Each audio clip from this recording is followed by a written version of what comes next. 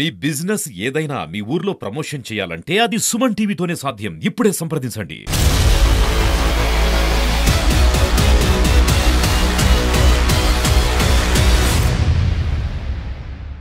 రాష్ట్రంలో 100% కూటమి ఫామ్ చేస్తుందండి. 100% దాంట్లో డౌట్ ఏమీ లేదు. ఇక డెఫినెట్గా మహాకూటమి కూడా ఫామ్ చేయాలి. ఎందుకంటే రేపు పొద్దున్న స్టూడెంట్స్ భవిష్యత్తు బాగోవాలన్నా, రైతులు బాగుపడాలన్నా, ఏదైనా కూటమి భవిష్యత్తు కూటమి వస్తే అందరి భవిష్యత్తు బాగుంటుంది, రాజధాని కూడా డెవలప్ అవుతుందని చెప్పి ఉద్దేశంతో అందరూ కూడా ఇప్పుడు యూత్ అందరూ కూడా మన కూటమికే ఓట్లు వేసారని చెప్పి మా ప్రగాఢ విశ్వాసం. కాబట్టి కూటమి రావాలని చెప్పేసి కోరుకుంటున్నాం. కూటమికి డెఫినెట్గా ఫామ్ చేస్తుంది గవర్నమెంట్ 100%. రాజమండ్రి విషయానికి వస్తే, రాజమండ్రి విషయంలో అందరూ చేసినవి తప్పులే చేశారండి. రాజమండ్రి ఇప్పటివరకు చిన్న వర్షం వస్తే ఎవరు ఇందులోకి వెళ్ళిపోతారో తెలియకుండా ఉన్న పరిస్థితి. హ్యాపీ స్ట్రీట్లు ఆ స్ట్రీట్లు పెట్టడం కాదండి. ముందు రాజమండ్రిలో చేయాల్సిన పరిస్థితి ఏంటంటే ఎక్కడ నీరు నిల్వ ఉండకుండా గోదావరిలోకి వెళ్ళిపోయేలాగా చేస్తే అందరూ ప్రజలు సుఖపడతారు, వాహనదారులు అందరూ కూడా ఇబ్బంది పడకుండా ఉంటారని చెప్పేసి మా ప్రగాఢ విశ్వాసం.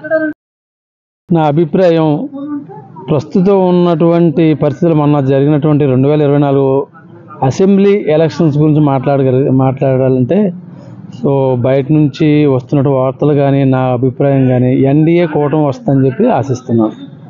సో ఎందుకు రావాలని అంటే, ఇప్పుడు ఉన్నటువంటి పరిస్థితుల్లో ఇప్పుడున్నటువంటి గవర్నమెంట్ ఏదైతే ఉందో ఆ గవర్నమెంట్ ఇస్తున్నటువంటి సంక్షేమాలను ఎవరు కూడా కొట్టిపారవేయట్లేదు. కారణం ఏంటంటే అవి కావాలి అంటే ఎంతవరకు మనం ఇవ్వాలి అంటే దానికి సోర్సెస్ ఏం కావాలి అంటే డెవలప్మెంట్ కావాలి. First point development.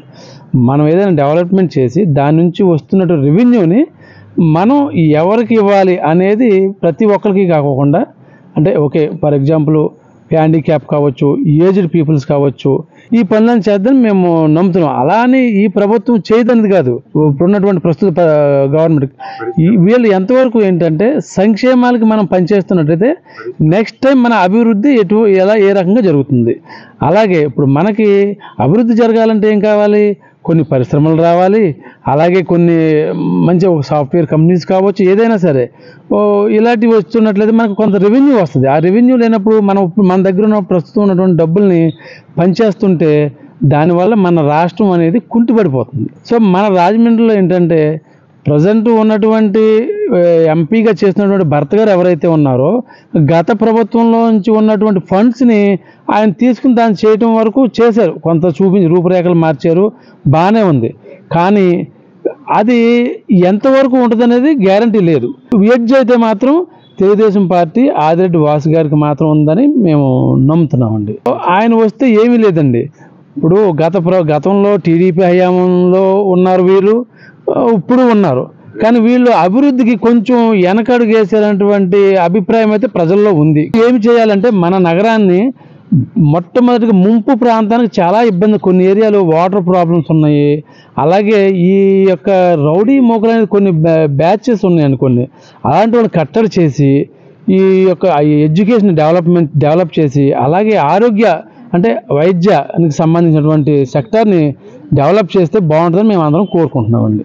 ఓకే, ప్రస్తుత పరిస్థితుల్లో ఇప్పుడు ఇటువంటి చిన్నపిల్లలు ఉన్నారంటే వాళ్ళ యొక్క భవిష్యత్తు ఏంటి, వాళ్ళ ఎడ్యుకేషన్ ఏ రకంగా డెవలప్ అవుతుంది, మనం ఏ రకంగా వాళ్ళని ప్రజల్లోకి తీసుకెళ్ళి వాళ్ళ యొక్క భవిష్యత్తుని మనం ఎలాగ స్టాండ్ చేయగలం అనేది ఒక భయాందోళన అయితే ఉంది. సో దానికి ఎంప్లాయ్మెంట్ ఏ రకంగా మనం ఎంప్లాయ్మెంట్లో ఆ పిల్లవాడి యొక్క భవిష్యత్తుని మనం చేర్చగలం, ఇవన్నీ కూడా మన ప్రతి ఒక్క నేననే కాదు మన రాష్ట్రంలో ఉన్నటువంటి ప్రతి ఒక్కళ్ళలో కూడా ఉన్నటువంటి ఈ లక్ష్యం. కాకపోతే ఇప్పుడు ఏంటంటే ఎక్కువగా ప్రాధాన్యత ఎవరికి ఇస్తున్నారంటే అటు ఇటు అల్లర చిల్లరగా తిరిగే మోకళ్ళకి రకరకాలు, ఇప్పుడు గంజాయి ఉంది, లేకపోతే ఇంకోటి ఉంది. వాటి వల్ల ఇలాంటి చదువుకునే చిన్నపిల్లలకి వాళ్ళకేం తెలియదు. కానీ దానికి ఇదే ఓకే మనకు మంచి వే అనుకుని వాళ్ళు ఆ వేలో పడిపోయి వాళ్ళ యొక్క భవిష్యత్తుని వాళ్ళే కాలు రాసేసుకుంటున్నారు. సో అది ఒకటి మనకి ఉండకూడదని అత్యంత ముఖ్యమైనది ఏంటంటే మన యొక్క ఇటువంటి చిన్నపిల్లలను కూడా మనం ఒక మంచి వేలో వెళ్ళే విధంగా వాళ్ళని తయారు చేసేదానికి కృషి చేసే వాళ్ళు రావాలని మేము కోరుకుంటున్నాం. ఇప్పుడు ప్రజెంట్ ఉన్న సిచ్యువేషన్లో అయితే అండి కూటమి రావాలని మేము కూడా అనుకుంటున్నాం. ఎందుకంటే జగన్ గారి గవర్నమెంట్ బాగానే చేశారు, అన్నీ ఆయన సంక్షేమ పథకాలన్నీ చేశారు. కానీ డెవలప్మెంటే కొంచెం తక్కువ ఉండటం వల్ల మెయిన్ చదువుకున్న పిల్లలకి ఇక్కడ ఉద్యోగాలు దొరక్క హైదరాబాదు, బెంగళూరు, చెన్నై ఇలా చదువుకున్న పిల్లలు పేరెంట్స్ని వదిలేసి ఉద్యోగాలు ఇచ్చా వేరే స్టేట్కి వెళ్ళటం జరుగుతుందండి. అలా కాకుండా అదేదో డెవలప్మెంట్ ఇక్కడే మన స్టేట్లో జరిగితే మన పిల్లలు మన స్టేట్లోనే ఉంటూ ఇక్కడే చక్కగా ఉద్యోగాలు చేసుకుంటూ పేరెంట్స్కి దగ్గరగా ఉంటారని మేము అభిప్రాయపడుతున్నాం. నెక్స్ట్ మన రాజమండ్రి విషయానికి వస్తే అండి, భరత్ గారు బాగానే చేశారు, దాన్ని ఎవరు కాదనరండి. కాకపోతే మెయిన్ ఆ స్టేట్ డెవలప్మెంట్ లేకపోవడం వల్ల ఆ ఎఫెక్ట్ భరత్ గారు చేసిన దాని మీద కూడా పడటం వల్ల ఇక్కడ ఆదిరెడ్డి వాసు గారు వస్తారని మేము అభిప్రాయపడుతున్నాం. ఆయన వస్తే ముఖ్యంగా మెయిన్ డ్రైనేజ్ సిస్టమ్ బాగలేదండి రాజమండ్రిలో. ఎవరు వచ్చినా సరే ఏదో చేస్తున్నారు కానీ అది సక్రమంగా ఇదవట్లేదండి. ఆయన వచ్చేకైనా సరే ఏదైనా ఈ చిన్నపాటి వర్షానికే మన రాజమండ్రి మునిగిపోతుంది. అలా కాకుండా కొంచెం డ్రైనేజ్ సిస్టమ్ అది సవ్యంగా చేసి ఈ మెయిన్ పేదలందరికీ కూడా తాగునీరు ఇవి ఇక అందాలని మేము కోరుకుంటున్నాం. కూటమి వస్తుందని అనుకుంటున్నాం. అంటే కొంచెం డెవలప్మెంట్ అది బాగుంటుందని వాళ్ళు ఎక్కువ మెజారిటీ బయట చెప్తున్న దాన్ని బట్టి కూటమి వస్తుంది బెటర్ అని. రాజమండ్రి సిటీలో ఆదిరెడ్డి వాస్తవమే టౌన్ డెవలప్మెంట్ ఇంకా ఏమైనా కావాల్సిన ఫెసిలిటీస్ అవి అన్నీ ప్రొవైడ్ చేస్తారండి.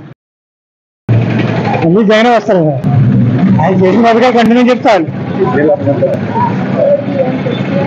మన రాజమండ్రి కొద్దిగా ఎక్కువ, దాన్ని బట్టి భర్త గారికి చేయని వాళ్ళ మీద కొద్దిగా తక్కువ.